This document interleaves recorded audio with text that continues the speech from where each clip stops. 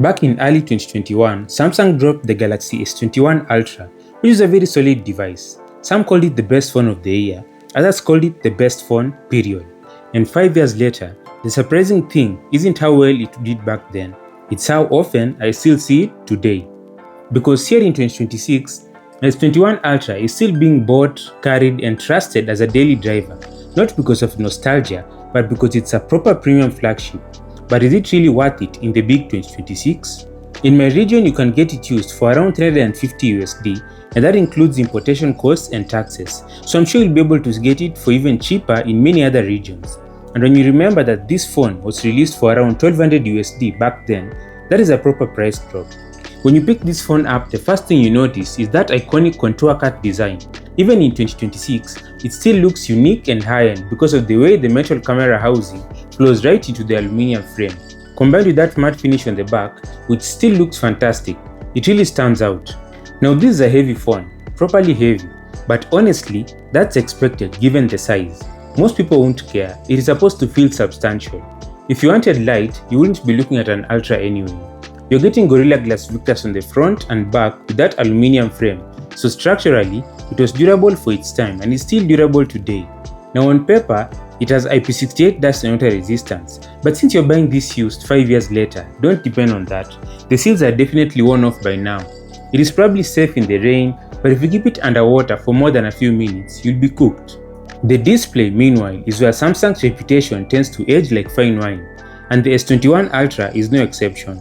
Even in 2026, its 2K resolution puts it ahead of many mid-range phones including Samsung's own that still settle for 1080p or 1.5K when it comes to other brands. It's crisp, it's vibrant, and while it uses an 8-bit panel compared to the 10-bit screens you're seeing in hand 2026 content, most people aren't going to notice the difference in daily use. Brightness is where time has caught up. The panel is still good, but modern flagships are pulled far ahead in outdoor visibility, and at direct sunlight today, fonts get noticeably brighter while the S21 Ultra feels merely adequate. The refresh rate situation is interesting. It supports 10Hz to 120Hz adaptive refresh. Now sure, newer LTPO panels can drop all the way down to 1Hz to save battery on the always-on display, which is technically better. But you have to remember where this phone sits right now. It is in the budget to mid-range category.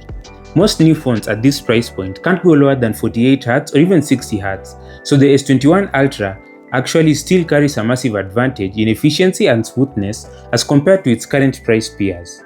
But then there's the elephant in the room, the green line issue. If you've been around the used phone market, you already know about the Samsung flagships, OnePlus flagships, and iPhones from that era developing thin green or pink lines down the display for no apparent reason. Sometimes it shows up after a drop, sometimes after a software update, sometimes months after looking perfectly fine. You could buy an S21 Ultra today with a pristine panel and still wake up to a green line 6 months later. It doesn't happen to everyone, but it happens enough for it to always be a possibility for you. Now on the software side, the S21 Ultra finds itself in that awkward middle ground that every aging flagship eventually reaches. It shipped with One UI 3, climbed the ladder all the way to Android 15 and One UI 7, and that's where the journey ends. It won't see Android 16 or anything beyond it, meaning on paper, it's already a step behind the current release cycle here in 2026. Samsung will keep the lights on a little longer with security patches, but even those are in their twilight phase. But here's the part that matters if you're considering this phone in the real world. The software it's stuck on is still modern enough to run everything that actually matters. One UI 7 isn't old, it is smooth, familiar, and fully capable of handling every mainstream app, social platform, banking service, and streaming app you throw at it for the next couple of years. It won't get the newest AI tricks or anything like that, but for a lot of people, that's just background noise. If you're not actively shopping for cutting-edge software features, the S21 Ultra software doesn't get in your way. Also, this isn't a phone you buy as an investment to sell later, you're buying it to use it now, so I wouldn't say that the software situation should be a huge hindrance. Then we have cameras.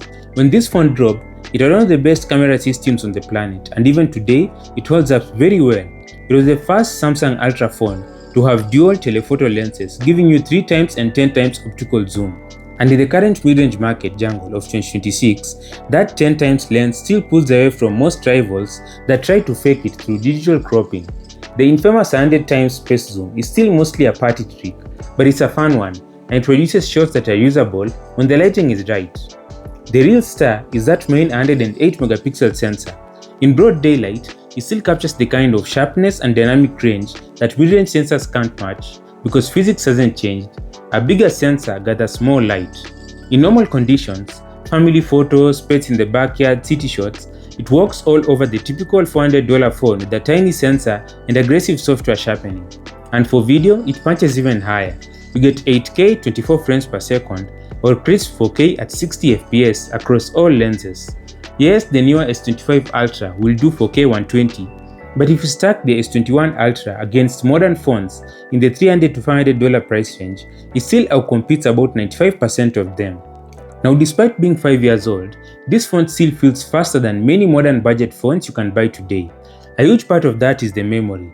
With 12GB or even 16GB of RAM, this thing handles multitasking significantly better than many brand new 1026 devices that are shipping with 8GB. Under the hood, you're getting either the Exynos 2100 or the Snapdragon 888. These were the absolute top tier premium chips of their time, and while they aren't setting benchmark records against modern flagships, they're still very capable of running basically anything you can think of. However, something like gaming is a bit of a mixed bag. You can play most games on high settings, but the Adreno 660 and the Mali G78 GPUs are showing their ages. They are significantly behind the efficiency and ray tracing capabilities of the newer Snapdragon 8 Elite Gen 5 found in the 2026 flagships. You can definitely use this as a gaming phone, but for demanding titles, you're going to run into thermal throttling.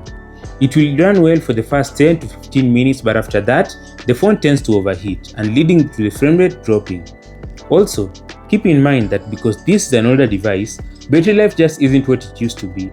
Compared to basically any new phone today, even the cheapest budget ones, the battery won't be able to hold up. So, is the Samsung Galaxy S21 Ultra really worth buying in the big 2026? I'd say it entirely depends on the price. If you can find a solid deal, especially under that $350 mark we talked about, then absolutely get it. It offers a premium build quality and camera system that budget phones just can't touch. But if you see this listing for anything above $400 USD, don't get it. At that price point, the value proposition just falls apart. And for those of you who still own this phone, it is not crazy to say that you can easily stick with it for even 2 more years. It is that good. But if you do have the funds and you are looking at the S25 Ultra or even the upcoming S26 Ultra, that would be a massive leap up in performance and display tech that is definitely worth the money. Thanks for watching. I'm Milan and this is Fuzzy Tech. Subscribe.